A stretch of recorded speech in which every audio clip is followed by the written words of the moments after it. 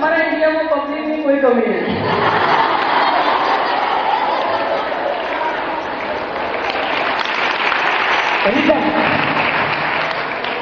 Result આવે, પરીક્ષાનો paper start થાય એ પહેલા તમે વાતો ચાલુ કરી દો છો. સારું ગણિતનું પેપર તો નહીં ફાવે આપણને, પછી ફાવે. યસ. શા માટે આવું થાય છે? કારણ કે એક દિવસ ભગવાને પૃથ્વી બનાવી. ધ્યાનથી સાંભળશો તો તમે કાલથી તમારા વિચારો બદલી દેશો, પણ ટટ્ટા બેસીને સાંભળશો 100% યાદ રહેશે.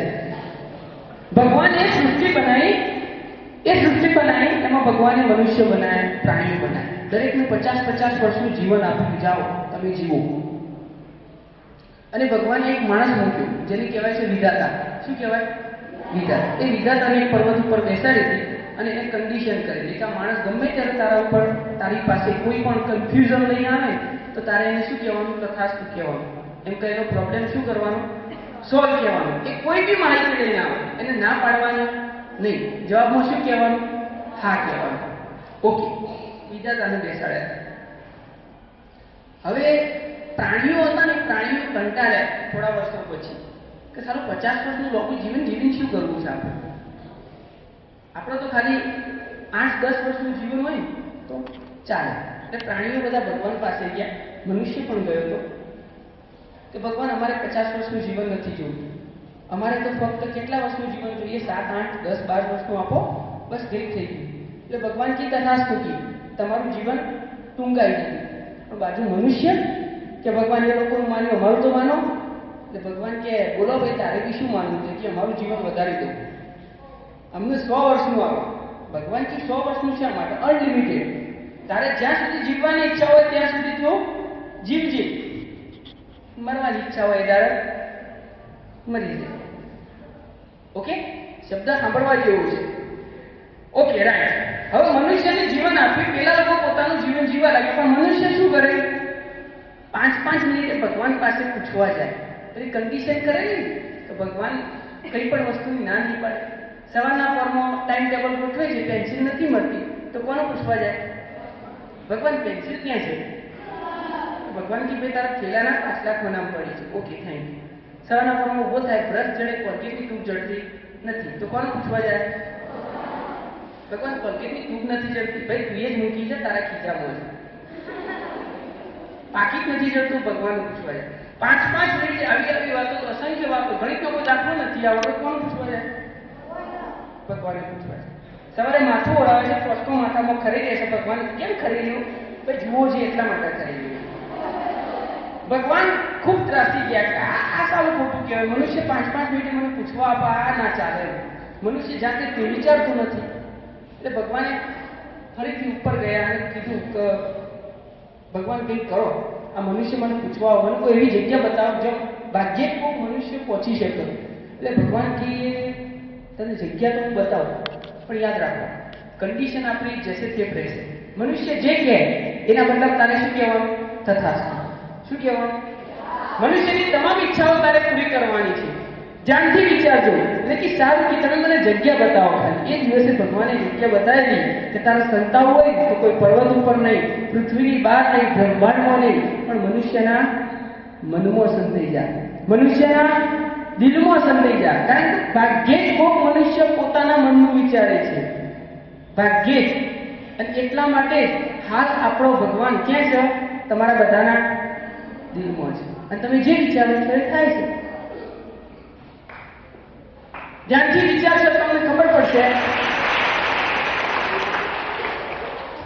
ધ્યાનથી વિચારશો તો તમને ખબર પડશે કે તમે જે વિચારો છો એ થાય છે. તમે સવારના પરમાં વિચાર્યું કદાચ કાજે હું સાયકલ લઈને જેવું ચેન ઉતરી જશે તો 100% ચેન શું થાય છે? ઉતરી જ જાય છે. તમે નવો કપડો પહેરે છે, કાચમાં દેખો છો, વ્હાઈટ કલરનો કપડો પહેરે છે, આ કપડા ઉપર ડાઘ લાગશે તો લાગે જ છે. કારણ કે તમે વિચારો છો મનમાં કે ડાઘ લાગશે તો અંદરથી ભગવાન શું કહે છે? પરીક્ષામાં શિક્ષક આવે પહેલા તમે વિચારો આ સાહેબનું લેક્ચર આપણને ગમતું નથી, અંદરથી શું થાય? એ સાહેબ ગમે તેટલું સારું ભણાવે તમને ગમશે? તમારા અક્ષર ખરાબ આવું છે, એ કહ્યું કે અક્ષર સારા કાઢ, પણ તમે મગજમાં છો મારા અક્ષર સારા આવતા નથી. અક્ષર સારા આવશે તો આ આજથી શું કરવાનું? પોઝિટિવ વિચારવાનું ચાલુ કર્યું. વિચારો સારું, ગમે તે હોય, કોઈ ગમે તે કે, જ્યાં સુધી પબ્લિક તમને ગાંડા ના જાય ત્યાં સુધી પોઝિટિવ વિચારો. ના, તમે ભલે ગણિતમાં 2 માર્ક લાવતા હોય તો બી અત્યારથી વિચારો, ના હું ગણિતમાં કેટલા માર્ક લાવીશ? 100 માંથી 100 લાવીશ.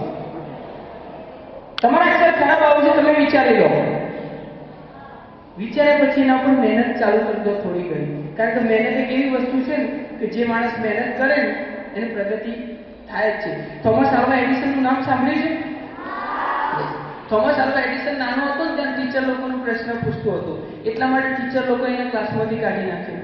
એક દિવસ ટીચરે એવો પ્રશ્ન પૂછ્યો કે પક્ષીઓ હવામાં ઉડે છે એનું કારણ શું? એને પાંખો હોય છે. ઓકે, ક્લિયર આવે. થોમસ આલ્વા એડિસન છેલ્લા બેઠેલો, એ પૂછ્યું કે મેડમ આપણે હવામાં ના ઉડીએ? એટલે મેડમે કહ્યું ના. એટલે કે કેમ મેડમ? એટલે કે આપણે પાંખો નથી. પાછો ઘરે જઈને પ્રશ્ન પૂછ્યો, મેડમ એવું કઈ નહીં, પતંગ પતંગ તો હવામાં ઉડે છે, એને કેમ પાંખો છે? એટલે મેડમને ગુસ્સો આવ્યો કે આ છોકરો ગાંડો છે, આને ક્લાસની બહાર કાઢી નાખો. એને ક્લાસની બહાર કાઢી મૂક્યો. થોમસ આલ્વા એડિસનની મમ્મી એટલી સારી હતી કે એના પ્રશ્નોના ચીવટથી સાચા જવાબ આપતી હતી. ઘરે ગયા પછી પણ થોમસ આલ્વા એડિસનના આ પ્રશ્નોની ચીવટ પૂરી થઈ ન હતી. ઘરે જઈ પણ શું કર્યું? એક દિવસ એને બગીચામાં દેખ્યું કે પક્ષી છે ને એ શું ખાય છે? કીડા ખાય છે. શું ખાય છે? કીડા. કીડો લઈ જતી હતી અને થઈ ગઈ. તો એને એમ કે કીડો ખાવાથી કદાચ હવામાં ઉડી શકાય. તો એને શું કર્યું? ઘણા બધા કીડા ભેગા કર્યા અને મિક્સરમાં વલોવી દીધા, એક ગ્લાસમાં ભરી દીધા. એને ના પીધા, પણ એના ઘરે એક નોકરાણી આવતી, એને કહ્યું કે આ ગ્લાસ પીધા, આ મેજિક પાણી છે, આ પાણી પીવાથી માણસ શું થાય? અને પેલી નોકરાણી પણ ગાડી જશે કદાચ, પાણી શું થઈ? બોલો, એ હવામાં ઉડશે? શું થશે? એને માંદી પડી ગઈ. નંબર બીજો, થોમસ આલ્વા એડિસન એક દિવસ થઈ ગયું કે મરઘીએ ઈંડા મૂક્યા છે અને ઈંડા ઉપર બેસે છે ને એને સેવે છે અને બેસે છે ને તો ઈંડામાંથી શું નીકળ્યું? બચ્ચું નીકળ્યું. થોમસ આલ્વા એડિસને અઠવાડિયાના સર્વે પછી આ દેખી લીધું. તો બીજા દિવસે એને કહ્યું આપણે પણ ટ્રાય કરીએ. 4-5 ઈંડા લાવ્યો અને ઉપર બેસી ગયું. બચ્ચું નીકળશે? શું થશે? યસ, એ જ થોમસ આલ્વા એડિસન જેના અંદર આટલા બધા પ્રશ્નો હતા, એને જ આ બલ્બની શોધ કરી છે. શાની? બલ્બની. એને જ આ રેડિયોની શોધ કરી છે જે તમે અવાજ સાંભળો છો હાલની તારીખમાં. એ થોમસ આલ્વા એડિસન આજે વિશ્વમાં પ્રખ્યાત છે. એટલે જે માણસ વિચારતો હશે, જે માણસ ઇમેજિન કરશે, એ જીવનમાં પ્રગતિ કરશે. ચલો હું તમને એક પ્રશ્ન પૂછું. પહેલા પ્રશ્નનો જવાબ હું આપીશ, પાછળ તમે આપજો. ઓકે? આ પંકજ છે. કોણ છે? પંકજ. લોજિકલ પ્રશ્ન છે. આ પંકજ છે, તો આ કોણ છે?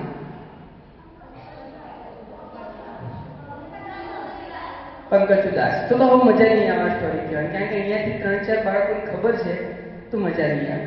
આ સ્ટોરી કટ કરી દઈશું.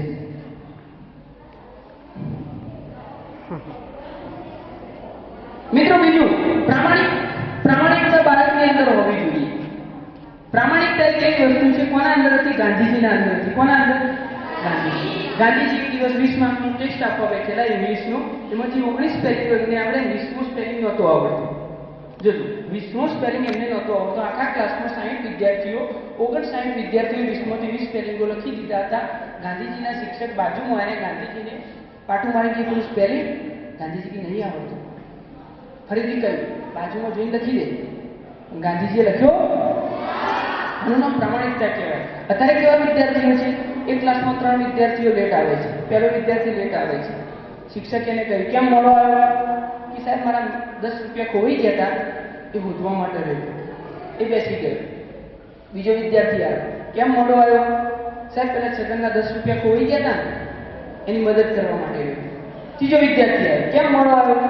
કે સાહેબ પેલાના 10 રૂપિયા ખોવાઈ ગયા ને મારા પગ નીચે હતા, એ જાય પછી હું લઈને આવું.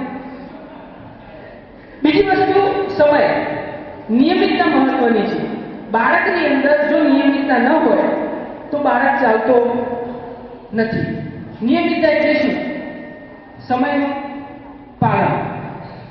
સમય. બાળકે સવારે વહેલા ટાઈમસર ઉઠવું જોઈએ. પોતાનો સ્વાધ્યાય ટાઈમસર પૂરો કરવો જોઈએ. નંબર 3, બાળકે પોતાના તમામ કામ સમયસર પૂરો કરવો જોઈએ. એક એક્ઝામ્પલ આપું કે ટાઈમ લિમિટ એ શું છે. એમાં પણ ગુજરાતમાં બહુ બધું ચાલે છે. સમયની કિંમત ગુજરાતમાં નથી. એટલા માટે એક કાકો હતા, અમેરિકા જતા હતા એમના ભાઈની સાથે. અમેરિકા ફરી પાછા આવ્યા. ત્યાંથી અમેરિકાવાળાએ ફોન કર્યો, કેવું લાગ્યું અમેરિકા? કાકો કે મેં ક્યાં દેખ્યું છે હજી, હું ખાલી તને મળવા આવ્યો, તારા બર્થડેમાં બસ વિશ કર્યું અને નીકળી ગયો. કે આવો અમેરિકા, અમારા અમેરિકા ગુજરાત કરતાં ઘણું આગળ છે. કે કેમ આગળ છે? એટલે કે અમારા અમેરિકામાં સમયની બહુ કિંમત છે. એટલે કે કેવી રીતના? હા તમે આવો તો હું સમજાવું. એટલે કે ઓકે ચલો.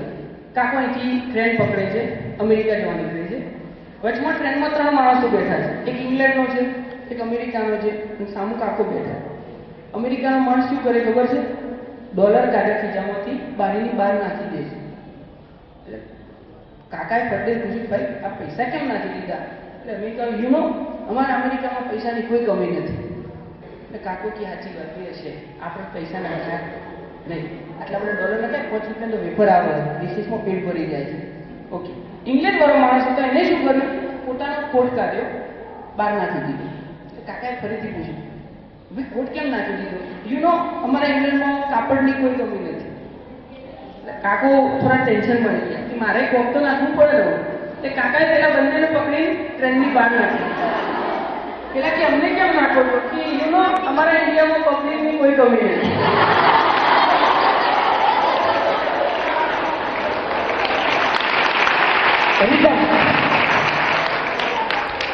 રિધમથી તાળી પાડો. મેં તમને કહ્યું, ફરીથી તાળી પાડો.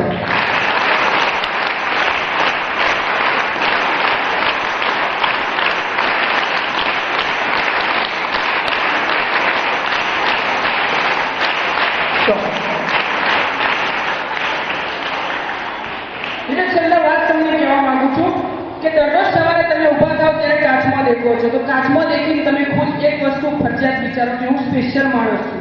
કોણ છું? તમને પૃથ્વી પર જન્મ આપ્યો છે ભગવાને કંઈક ના કંઈક સારું કામ કરવા માટે, પબ્લિકની ખુશી વધારવા માટે. જો તમે આજથી જ આવું વિચારશો, આજથી મગજમાં એક ખ્યાલ રાખો કે ના મારે કંઈક નવું કરવું છે. નવું કરવું છે તો એવું નહીં શિક્ષક હમું લખે આપણે ઊંધું લખવાનું. નવું એટલે કંઈક થોમસ આલ્વા એડિસને જેવી રીતના નવી શોધ કરી, મહાત્મા ગાંધીએ સત્ય અને અહિંસાના રાહ પર સચ્ચાઈ બોલી દેશ આઝાદ કરાવ્યો. એવી રીતના તમે લોકો પણ વિચારો કે મારે કંઈક અગણિત એવી ઉપાધિ પ્રાપ્ત કરવી છે કે હું વિશ્વમાં મારા દેશની, મારા મમ્મી પપ્પાની, મારા ટીચરોની ખ્યાતિની બોલબાલા કરું. સવારના પપ્પા કાચમાં દેખો ને તારા 5 મિનિટ તમારી શકલ દેખીને વિચારો કે ના હું સ્પેશિયલ છું. હા છું. કારણ કે તમારા અંદર બેઠેલો ભગવાન શું કહેશે તમને? આજથી પોઝિટિવ કેટલા વિચારશે? અવાજ નહીં. Okay, hands down. હાથ નીચે કરી દો. એક માણસ હતો, એ માણસ ખરેખર દુનિયા દેખીને એને સુસાઇડ કરી દીધું. કારણ કે શા માટે તમને સ્પેશિયલ કહું છું? એટલા માટે એને સુસાઇડ કરી નાખ્યું. સુસાઇડ કર્યા પછી જ્યારે સ્વર્ગલોકમાં જાય છે ત્યારે ભગવાનને એ બહુ ગરમ થઈને પૂછે છે, ભગવાન તમે શું કર્યું? આ પૃથ્વી પર આટલા અત્યાચાર વધી ગયા છે, આટલું કરપ્શન વધી ગયું છે. ભગવાને સામૂહિક જ જવાબ આપ્યો, તને શું પ્રોબ્લેમ થયો? એટલે કહે છે કે એવું નથી ભગવાન, પૃથ્વી પર આટલો અત્યાચાર વધી ગયો છે, તમે કોકનું તો મોકલો પૃથ્વી પર.